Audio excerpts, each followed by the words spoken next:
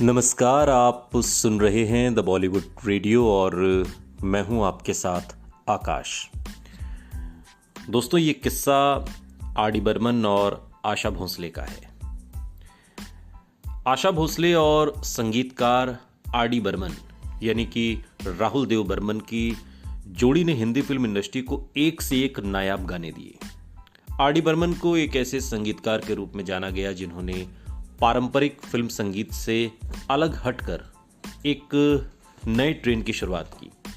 उनके नए संगीत और आशा भोसले की दमदार आवाज ने संगीत की दुनिया में कई सालों तक राज किया और इसी दौरान दोनों के बीच नजदीकियां बढ़ीं। हालांकि दोनों की पहली मुलाकात इसके 10 साल बाद हुई थी और दोनों इंडस्ट्री पर बाद में दोनों राज करते रहे। आशा भोसले उन दिनों गायकी के क्षेत्र में बड़ी स्टार बन चुकी थी, जबकि आर.डी. बर्मन ने अपनी संगीत की शुरुआत भी नहीं की थी। दोनों की पहली मुलाकात साल 1956 में हुई। आशा भोसले उन दिनों स्टार थी, तो पहली मुलाकात में आर.डी. बर्मन ने उनसे ऑटोग्राफ लिया। इसके 10 सालों तक आशा भोसले और उनके बीच कोई बातचीत नहीं हुई। इस बीच दोनों की शादियां भी हो गई थीं। आशा भोसले की शादी गणपतराव भोसले से हुई थी और आर.डी. बर्मन ने रीता पटेल से शादी कर ली थी। आर.डी. बर्मन जब संगीत की दुनिया में आए तो उन्होंने आशा भोसले से संपर्क किया। 1966 में फिल्म तीसरी मंजिल के लिए वो संगीत दे रहे थे और इसी फिल्म के गाने ओ हसीना जुल्फों वाली को बनाते वक्त दोनों एक दूसरे को पसंद करने लगे। फिल्म के एक गाने हिट हुए और साथ ही ये जो जोड़ी थी आर.डी. बर्मन और आशा भोसले की, ये भी सुर्खियों में आ गई और इसके बाद दोनों ने साथ में कई फिल्मों में काम किया और दोनों के बीच धीरे धीरे प्यार बढ़ने लगा। इस दौरान एक वक्त ऐसा भी आया जब आशा भोसले केवल आर.डी. बर्मन के लिए ही गाती थी। एक बार उन्होंने कल्याण सेन को गाने के लिए डेट दे दिया था, लेकिन बहाना बनाकर आर.डी. बर्मन के लिए गाने चली गई और जब इस बात का पता आर.डी. बर्मन को चला तो उन्होंने आशा भोसले को बहुत डांट लगाई और समझाया कि काम ऐसे नहीं होता।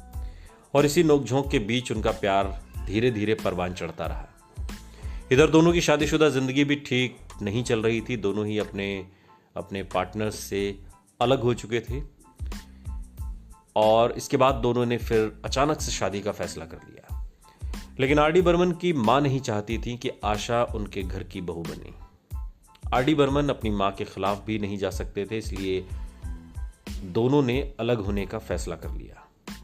उसी दौरान आर.डी. बर्मन के पिता एस.डी. बर्मन का निधन हो गया और उनकी मां मानसिक रोग से ग्रस्त हो गई और उनकी याददाश्त भी चली गई। उनकी हालत इतनी खराब थी कि वो बेटे को भी नहीं पहचान पा रही थी। मां की खराब तबीयत को देखकर आर.डी. बर्मन ने फैसला किया कि वो आशा से ही शादी कर लेंगे और इसके बाद फिर साल 1980 में आर.डी. बर्मन और आशा भोसले ने शादी की। आशा भोसले की पहली शादी का किस्सा भी बड़ा दिलचस्प है। वो महज 16 साल की थीं और तभी लता मंगेशकर के 31 साल के सेक्रेटरी से उन्होंने शादी कर ली थी और उनकी ये शादी घर वालों की मर्जी के खिलाफ हुई थी। इसके बाद लता मंगेशकर ने उनसे कहते हैं कि बातचीत भी बंद कर दी थी।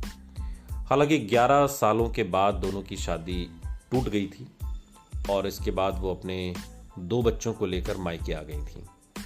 उस दौरान वो गर्भवती भी थी।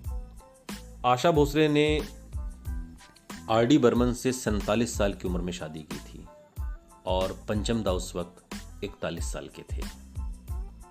इश्क है। सुनते रहिए द बॉलीवुड रेडियो, सुनता है सारा इंडिया।